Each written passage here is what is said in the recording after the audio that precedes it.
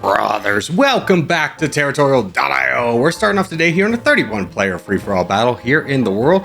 Gonna pick our spot over here, and I don't like this guy over here in the corner, but I don't really see a better spot. I mean, if he's weak, we could potentially beat him. He's just he moved closer. Okay, so I think this guy knows what he's doing. It's a smart play to realize that the land behind you is uncapturable by anybody but yourself. So to move forward to put more pressure on me and potentially grab land that otherwise I would have had. So we probably will be dealing with somebody a little bit on the tougher spectrum of things, but if we play our game well, there might be an opportunity to knock him out. And that's what we're going to be playing for here. No need to give up a game before it's even started, so we'll just keep playing our game, being a little bit more conservative with our opening here, as we went a couple extra before we start full sending. In fact, I'm going to decrease this a little bit more because land's not going to be too much available. I'm just worried about how many troops he has and when he'd be not a target right away. Because if Mexico over there is going to want to attack me, for sure. If he's able to convince anybody else to attack me, then I'm absolutely out of the game. So that's what we need to avoid right now, is making ourselves too much of a target here by not having a lot of troops. And so far we're doing okay in the troops department. It is slowing down our progress a little bit, but I'd much rather take a slightly slower approach here and just making sure that I give myself a better chance of staying in the game than just kind of winning right now, getting all the land and then immediately being out. So all the bots are gone. Wonderful for us. We are okay on troops. Let's go ahead and get Japan out of here. In fact, let's go down here as well. I know I said we do want to be too adventurous, but this land's available. We could jump it. I think this guy thought he was going to have access to all of the land, so I'm going to try and sneak away as much as I possibly can away from him. Just giving ourselves a little bit better shot of winning the game here. Wow, he's not reacting. I wonder where he's looking.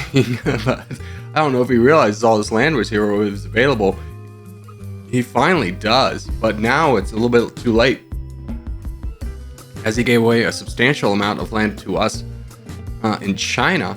Now there is that England player down below in Australia. Not a big threat right now. I could keep pushing, but I'm going to try and just ally up. I want to be friends with this player in white because he's strong and I don't really want to fight him right now. Our borders are pretty awful, so it wouldn't make sense for either one of us to attack. He's not giving me that alliance though, so I'm not exactly a big fan of that. We, regardless, need to save up. Our red interest is not until 3 million, and we are at 1. Let's try and get an alliance with you as well. We do get an alliance with the player in white. Okay, that's good. So now we play a little bit cautiously. This is kind of a house of cards we're sitting on. I don't imagine too many people are going to attack us. If the Mexico player wasn't there, I'd be immediately going into the Metanonia guy, the guy in purple. Oh, and Fayed just got attacked, so he's probably not going to want to help me out in that at all. I don't know how much I want to push that guy. He's right behind me on the leaderboard. I just don't know how much it's going to be worth me getting. How much land I'm going to get out of this is the problem. Or if I go backwards, I'm guaranteed all the land. Might as well knock this guy down so that we don't get another scenario like this where we want to attack forward but worried about being attacked from behind. So we'll just quietly take out this guy. It's not the best move in the world, but also ultimately it's the safest move, so it doesn't make it wrong. And there might be an opportunity to come back and fight somebody later, but we're just going to keep relaxing for right now. Ooh, our buddy down south has left the game and become a bot, which means it's just going to be attacking us, which is quite unfortunate. The bot is pilled to attack who has the most amount of troops, so now that we have deployed a lot of our troops, it'll hopefully attack Fayed, but that's only going to last for so long. But it does mean it's a target that can't full send us, although in this game there is no full sending, so that doesn't really give us too much of an advantage there. At least we got that guy out of the way. I'm glad we did that before this guy left, because otherwise that could have been a nightmare. So let's just go ahead and finish up this guy as much as we can. It's going to be a long and slow process to get this guy down. He has a lot of troops. England, I'm going to go ahead and accept the alliance. I'd actually like you to help me knock this guy down, because I want to be able to address other things. See, Zoe over there in Africa is the crown, but has lost the crown. Interesting. And the guy in Central Asia is just absolutely collapsing. Not the best thing for us, because obviously we don't benefit from that at all. But we're going to keep going. I'm a little bit worried about meta attacking me in this moment, which is kind of what I wanted England's support down here. I'm surprised Fayed has not joined in helping attack, but he might be saving up for some big dogs in the west. So we're just going to keep on this. This seems like a pretty good move for us. just continuing to knock this guy down. Finally, Faya joins in. So that is the end of that. We are in 3rd place. Where do we go from here? The crown is over there. Wow, the crown's in awful position. He's very centralized. A lot of borders on a lot of people. Do you want to attack this guy now? What do you think? Yes? No? I would like to attack this guy. Because if I can get Fayed in between me and the crown, I could potentially go down and grab England. So you're fighting the crown. Maybe I don't want to take you out quite yet. Do I want to fight England? Not really. It wouldn't benefit us too much. I'm going to go ahead and take this alliance. You are attacking him now. That's not good. That might actually... Oof, the crown is getting really big. I don't know how he won North America so handily. Well, we're going to want people to help us fight the crown. Meta's shown that he's already willing to do it. England, I could probably get your help over here. Let's start fighting this guy down. If I jump in head first, I'm sure others will want to join in. Especially England. He has to see what's going on too. That we're out of position. We can't influence the game very much. But we can if we take out Fayed. So I'm just going to keep doing this. England hasn't joined in yet. He's sitting at max cap. That doesn't bode well. That doesn't bode well. I don't know how good of a player England is. I kind of assumed you'd want to join in on this because it seems like a smart move for both of us to be able to get involved in influencing the crown. Because the crown could quickly take out Zoe or 7 and win the game. But if we can get involved, that might change things up. And again, there's no full sending, which is why I'm taking this risk. I was honestly surprised no one's decided to help me with this. Ed gives the claps good sportsmanship. Hey, bud, good game. Probably was not the best move to take you out. But I assumed I would get more active neighbors north and south of you. And that just didn't happen. So we take out this guy, unfortunately, who probably would have been a better ally. Leave that land for England. Make you forced to jump in on this. We gotta fight the crown. This is not getting good. We gotta fight him right now. He's got 18 million troops. He's got 29% of the board. We can definitely win this. Let's try and get an alliance with Zoe as he takes out the purple player. That's gonna be a lot more land going to him. We just gotta keep the pressure up. Hopefully inspire others to help fight. As this is not looking good. Zoe and 7 are both being very passive right now. I don't think they realize the dire situation we're all in right now. This guy's massive. Ooh, especially Zoe. Zoe stands the most to get out. In fact, both of them stand to get a lot out of this. I'm surprised they're not joining in. Brother, please charge. Brother, over here, come on. Okay, Zoe actually went in. Good. Because that means we can defeat the crown. That is good. We have the troops, we have the numbers. 7 down in South America is not doing anything yet. But we just keep up the pressure here. Zoe has not launched another attack yet. England has attacked us. Brother, please focus. I'm literally one of 2 people attacking the crown. If I fall, he's going to win the game, guaranteed. Not because I'm like an amazing player or anything, but just the landmass he would get. Brother, please stop. You're being ridiculous at this point. Understand there's bigger things at stake. I completely agree. Me and you could fight later. But not right now, please. He's still voting. Okay, well, this is not going to go on. 7's still being passive. He's not going to do anything. Graves has voted in. Okay, let's knock you back a little bit. In fact, let's just full target this guy. If Graves is there, him and Zoe can definitely win this. 7 will get active, I feel like, if there's something for him to do. A little bit more pressure. So let's just focus England for a little bit. Knock him down. And until Graves is fully out of this fight, there's no need for us to really join in. We could potentially get down England really fast and be able to join the fight with a little bit more strength. Yeah. Okay, they're fighting each other. Great.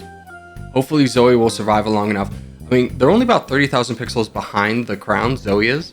So it's not unrealistic to think that they could hold for a little bit, especially as Graves gave him a little bit of a buff there. I'm just going to keep focusing England down. England's using a lot of troops to try and defend against me.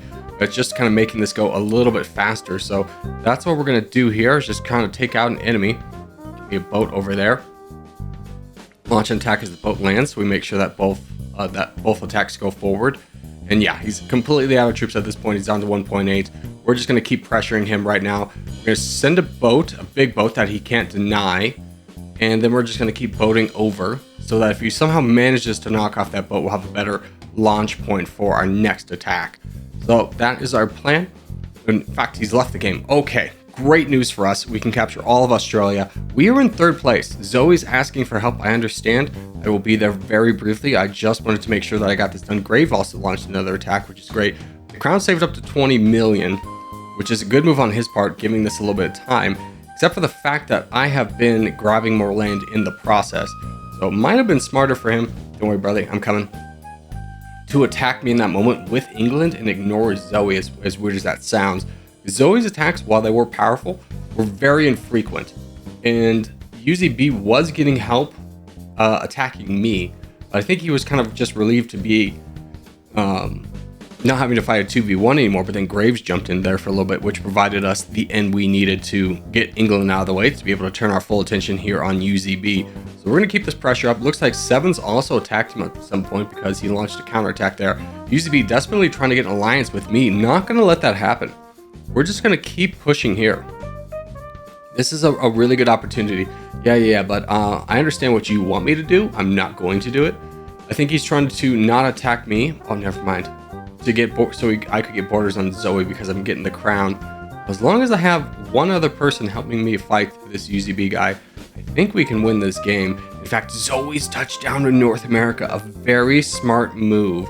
Gives me a lot more avenue to stay in the fight and also make sure that he has a big stake in grabbing a lot of the land in North America. If this was a full send game, that would be a winning move, but because it's not, we can play it a little bit differently here. Especially as Zoe's launching a lot of big attacks. So what my goal here is yeah, absolutely one alliance with you. Well, my goal here is to get UZB off the territory that I border with him, so that I eliminate a border with him, and I'm going to turn on Zoe. That will guarantee my victory, because otherwise Zoe's going to win this just by their presence in North America. But if I can get UZB completely out of the way in a way that he has to boat in to attack me, I can take advantage of Zoe's attacks. They're actually pretty heavy attacks too, and just absolutely decimate him here. So we've knocked him out of Africa and the Middle East. All we have to do now is knock him out of Scandinavia, and we're done here. So that is the end of you. And in fact, great timing, because Zoe's a little bit on the weaker side, and now we just push into Zoe. This is a pretty much, I mean, there's a lot of things that could happen. I don't know where Graves has been getting all of his boats from, but he has not sent one to me recently. UZB is down to 5 million troops, so he can't turn around and fight me. The white player 7 doesn't have an access point to me, so this is a very safe move on our part, but a very winning move. I do see UZB going after the United Kingdom there, so that is something to keep in mind. We're watching from boats for there. Graves, at this point, if he hasn't sent a boat, is not going to. So we just keep knocking down Zoe over here. And we will be cautious enough to take out, I can't quite get a boat, one more toe. Take out UZB here. And our boat has landed, good. So our boat was enough to block his boat from landing. We had enough troops for that. And now it's a long trip from Iceland down here, and it's not gonna be worth it. It's not gonna be enough, as we've taken out Zoe, who was really the only other person that could join in. No one sent a boat over here.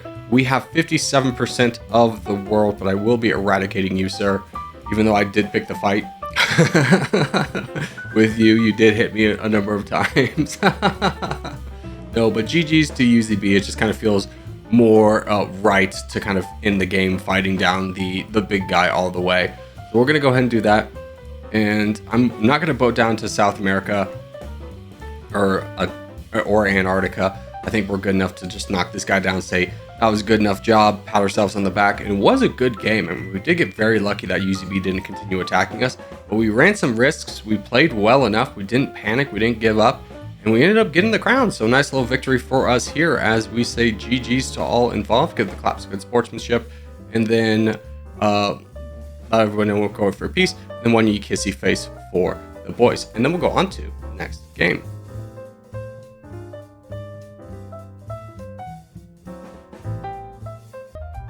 All right, next game up is going to be a 13-player teams battle here in the pond. We were on the yellow team. I'm going to go down here if you want to be up there. Yeah. This is a great kind of mindset for a team to have, as all three of our players are saying this is going to be our corner, and that's exactly what you want from a team, because once you back up against each other, you can work with each other, you capture a lot more land, and you really discourage other teams from going in the corner that you have, and thus having less of a fight to gain more land. So this is a great news scenario for us, as long as the players behind us is, competent, especially the player in the back lines, because he's going to be the heavy donator. So I'm not going to really be focusing on going up north as much as I want to be going down south, but ultimately that's going to be dependent on the bot's attacks and which ones we see and so forth. Now I do see there's a player in blue below us, but it doesn't look like anyone spawned between me and my teammate up in the north, so that is good. We're just going to go ahead and go right now. We've got the room to grow. We didn't need to be as cautious about it. I kind of got up and talking a little bit, so we are a little bit weaker going into the bot phase, but that's fine. We'll be able to compensate here with hopefully some good gameplay, as we do have a slight concern with bots down to the south on our team. Might be blocking us a little bit, so play this a little bit slowly, make sure that we have a lot of troops.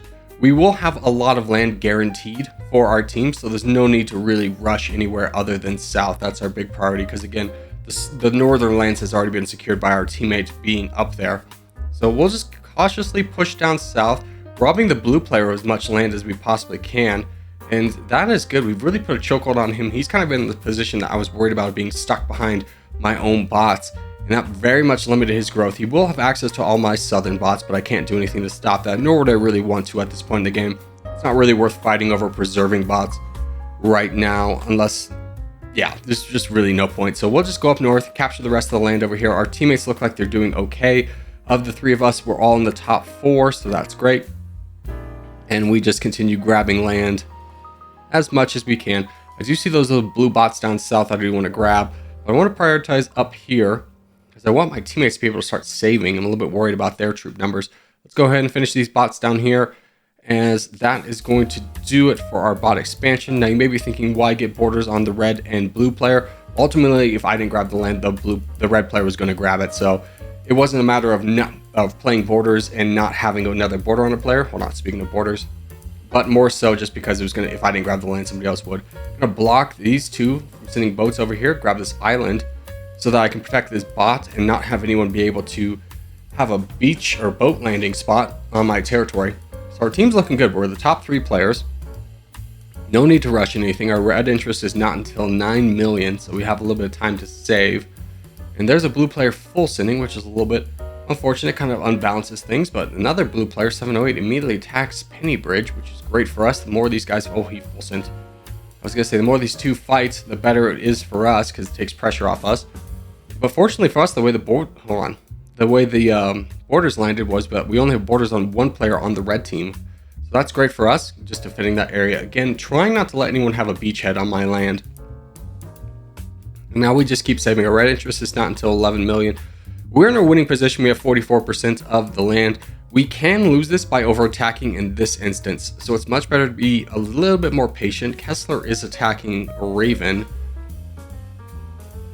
Not sure about that move, to be quite frank with you, because the blue player, while he's sandwiched between the black team, is going to see that the yellow team has 45% of the board. Yeah, he immediately launched this as an attack on Kessler.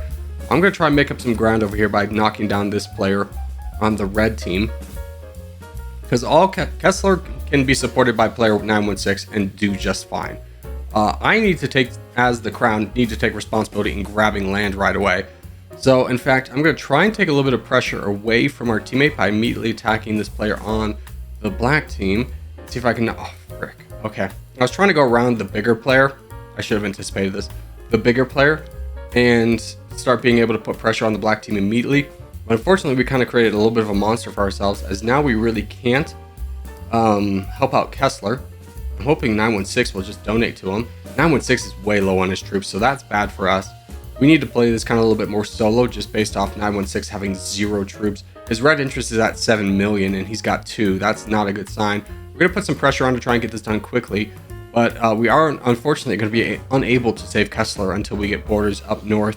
So we're just going to keep pushing for land down south and just kind of counteracting any land lost from the team by land that we gained from the team. Yeah, Kessler's asking for help. There's nothing I could do. I tried to get over there.